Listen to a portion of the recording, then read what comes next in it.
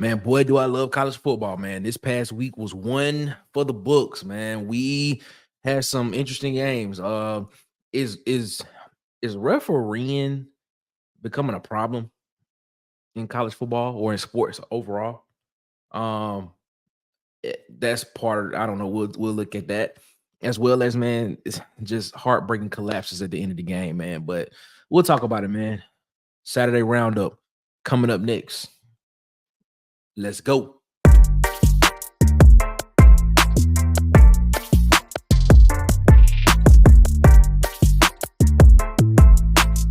It's time for the Saturday Roundup.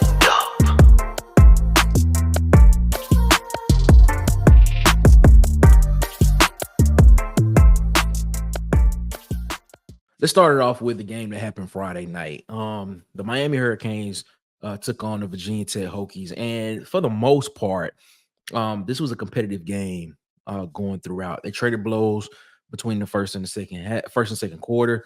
Second half was a lot more closer in the scoring metrics. But that's not what we're talking about. If you at some point in time on Friday you saw this game and you, just like everybody else in America, is talking about the ending. What is a catch? Was he out of bounds? Was he in bounds? Was it a touchdown? Was it not? I know what I saw with my eyes. That looked like a touchdown. It looked like a touchdown.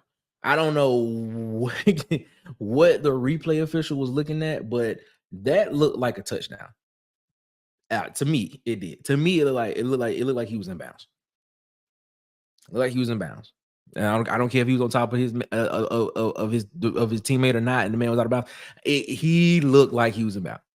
It reminded me of that catch with Dez Bryant against the Packers. I believe it was like in a divisional game where it was a catch, no catch, but you could clearly see that Dez Brown had control of the ball. So, I mean, I'm like, what is a catch now? What is inbounds? What is out of bounds? I don't know, man. This is interesting now watching sports, because now when you watch certain things, you have to watch, is there a hidden agenda? Is there a hidden agenda? I don't know. But it looked like he was in bounds, though. I'm saying he was in bounds. Yeah. But I'm not a referee. All right, man. Moving on to Saturday, man. This was a good game, man. Kentucky versus Ole Miss. I mean, looking at this game, man, this was an evenly matched game. I'm looking at it. Total yards, 336 to 353 goes towards Ole Miss. 243 to 261 in passing yards goes towards Ole Miss. Rushing yards, 93 to 92 goes towards Kentucky. 22 first downs for Kentucky, 14 for Ole Miss. Man, this was a pretty evenly matched game when you look at it at the numbers part.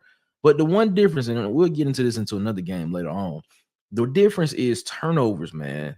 Ole Miss had one fumble lost, and that extra possession for Kentucky was really the reason why Kentucky probably won this game.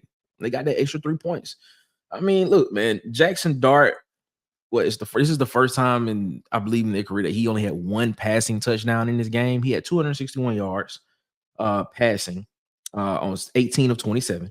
Brock Vandegrift for the Kentucky Wildcats, he was 18 of 28 for 243 and one touchdown. This was a pretty even game, man. I'm telling, and this is the thing, man. Kentucky's defense stepped up. Mark Stoops had them ready to go, man. They did this against Georgia a couple weeks ago. They did it against Ole Miss this week, man. Kentucky's defense is for real. Kentucky's defense is tried and true. Now, if the offense can just, get to the point to where they can consistently do well and consistently be there, Kentucky could be could be a problem in that SEC, depending on how the rest of it shakes out. But this brings up another question that I have, man. These offenses that like Lane Kiffin run, like Hugh Freeze run, like these kind of hurry up RPO style offenses, man, that pride on going quick and going fast. Is that a detriment to them when it's not going well? Like when everything is going to script for an offense like that. It looks perfectly fine. It looks really good. It looks really, really good. But when you are getting consistently three and out, when you're not getting first downs consistently, it looks as if the offense is not coherent and on script and going in the direction it needs to go. Is that a detriment to them as well? Mark Stoops seems to think so because the defense was able to stop him. I mean, I'm just saying, man. I that's something that we need to look at. Um, I think in college football because it could be a detriment to some of these offenses as well when it gets really bad and they're not able to stay on script. Get a lot of three and outs. But congratulations to Kentucky. They get the win. I think that's their first win over a highly ranked team like that in what over 10 years more than likely. But yeah, man. Congratulations, man. Good game. Good game. All right, man. Everybody knows I'm an Auburn fan. Everybody knows this. So let's talk about this Oklahoma Auburn game. Um, Heartbreaking. Because Auburn almost played a perfect game. Um, yeah, this one is I don't even I don't even have words sometimes. Um, I'm looking at the numbers, man. Auburn was ahead in all stats, total yards, 482 to 291, 338 to 161 in passing yards, 144 to 130 in rushing yards. They had a point 0.2 better average per play than Oklahoma. They had more first downs. They had more total plays than Oklahoma. They were better on third down. They were better on fourth down. They won the time of possession by like 11 minutes almost. But the one area that they did not win was the turnover battle. They were -1. I'll get to that in a minute. But looking at this game, man, a lot of people say they put it on Payne Thorne. They do this, they do that. I can't put this game on Payne Thorne. Payne Thorne had one situation. He had a very major. I call it a mistake for the people in the back. A mistake on a cover zero where a linebacker show blitz, but at the last minute backed out into the passing lane that was going to be that was meant for the pass to Sam Jackson the fifth. Um, and he had pressure in his face as well.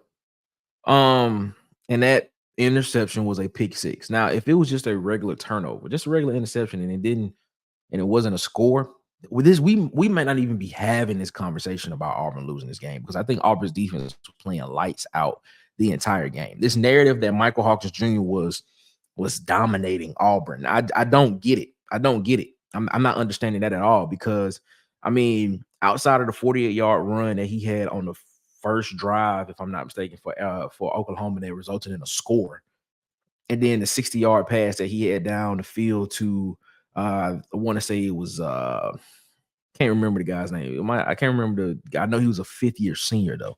Auburn kind of held him in check. He kind of held they held him in check.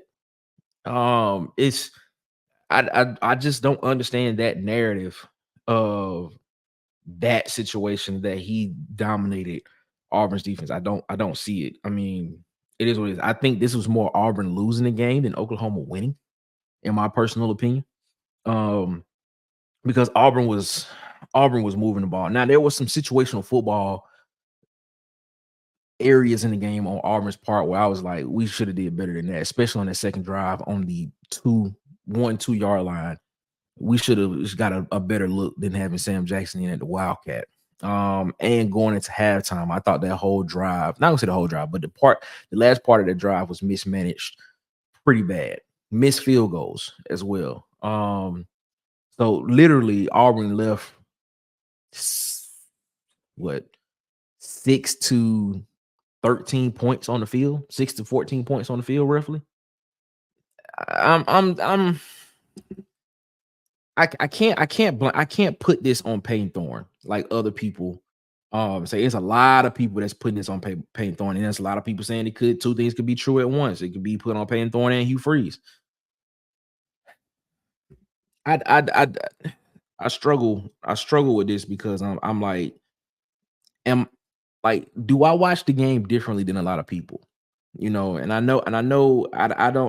know, man. I don't know. I start to doubt myself sometimes, but it is what it is. I'm gonna stick with what I see and what I know about the game of football, and I'm just gonna ride with that.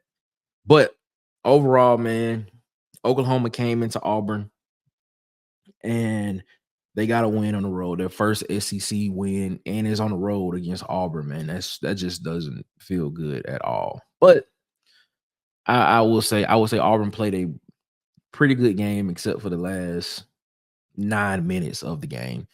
9 minutes of the game, 7, 8, 9, whatever you want to call it, of the minutes of the game. Auburn played really well up until then, but it is what it is, man. Auburn's lost. Auburn lost, and so now we got to go back to the drawing board and figure it out because we got a tough opponent coming up this week. So, yeah, man. Yeah. All right, man. In the game of the weekend, everybody was looking forward to this game, man. Georgia traveled to Tuscaloosa, man, to take on the Alabama Crimson Tide. Um, this game did not start out how I thought a lot of people. I don't think a lot of people expected the game to start out the way it did. Alabama went up, what, 21-0 in the first quarter. Man, I don't think nobody saw that coming. Not nobody. I don't think nobody saw that coming. Um,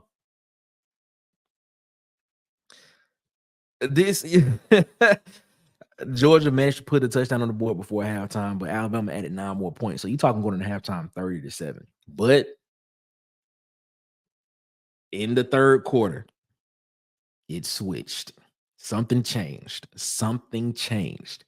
You started to see Georgia get a little momentum. A little momentum going into in the third quarter. They scored 8 points. So you're talking a 30-15 game now. Man, Georgia came down, scored, made it 33-21. Then they came down and scored in like 3 plays. He scored in like 3 plays. And Carson Beck out there looking like the Knicks coming of Peyton Manning or something like that in the fourth quarter. And I'm sitting here like, oh snap. And they take the lead, but they don't get the 2-point conversion, which it is, in that situation, you got to go for 2 because you want to make it harder. You don't want them to just have to get a touchdown and they can win the game. They didn't get it. So now they up, and then the very next offensive play possession for Alabama, the freshman Ryan Williams from Saraland High School, 75-yard touchdown pass, man. In the words of Tight Sports, man, that man was out there playing high school football. He's out there playing high school ball, man. That man out there playing high school ball. You gotta just having fun. Man, that game was great, man. And then for that Alabama defense that kind of was reeling a little bit in the second half to be the reason why the game ended. A game-ending interception in the end zone. Wow, man. Wow. That was a really good game in the second half. The first half, I was like, oh boy. Boy. I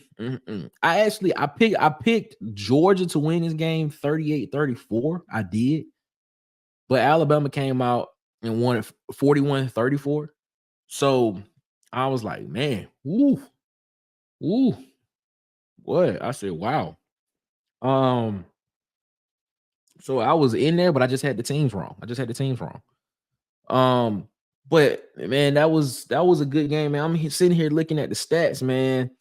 And Carson Beck was 27 of 50 for 439 yards, 3 touchdowns, and 3 interceptions. Name of the game, man. And turnovers, man. Turnovers are the name of the game, man. When you have turnovers like that, man, it changes the game. It gives the other team extra possessions. And I'm like, man, that's crazy. Compared to Alabama, only just had one interception thrown. That was by Miro. And Miro stats, Miro had a night. Miro had a night. Miro was 27 to 33. That's what, like 82% on the game, 374 yards, 2 touchdowns, 1 interception. And then he added another 117 yards on the ground and 2 touchdowns rushing. Miro had a night. I still think Travis Hunter should win the Heisman, but Miro got a case. Miro got a case. Travis Hunter doing it on both sides of the ball. Travis Hunter is doing it on both sides of the ball. But Miro got a case, man. Travis Hunter's the best player in college football. He's the best player in college football. But Miro got a case. I'll give you that. Man, it was a great game, man. Great game overall. Good to see that. Good to see that type of game during the regular season. Because even with the 12-team playoff, Georgia's still not out of it. Georgia can still go down. They could probably lose another game this season, and Georgia will still make the 12-team playoff because they're still one of the best teams in college football. But it is what it is. So great game, great time watching it, man. This is what college football is about. This is what it's about. That would do it for this week's episode of the Saturday Roundup, man. Thank you so much for watching these. Thank you so much for interacting with us here at the Water Cooler Talk Podcast. Man, we are here every Wednesday. We're doing live shows now every Wednesday, man. So check us out on the podcast every Wednesday. Live shows every Wednesday at 7:30 p.m. Central Time, 8:30 Eastern. Man, we drop these every Sunday after Saturday. So the Saturday Roundup, where we just go over some of the games from college football, man. But we appreciate y'all so much for rocking with us here, man. Make sure y'all like, subscribe, and share the video. Hit the notification bell as well so you know when we post videos. If you like listening to us on the audio platform, man, listen to us on the audio platform wherever you get your podcast, man. Apple Podcasts, Google Podcasts, iHeartRadio, Spotify. But as always, man, for my co-host Marcus Fitzpatrick, man, thank y'all so much. We'll see you when we see you. Y'all be blessed. One love.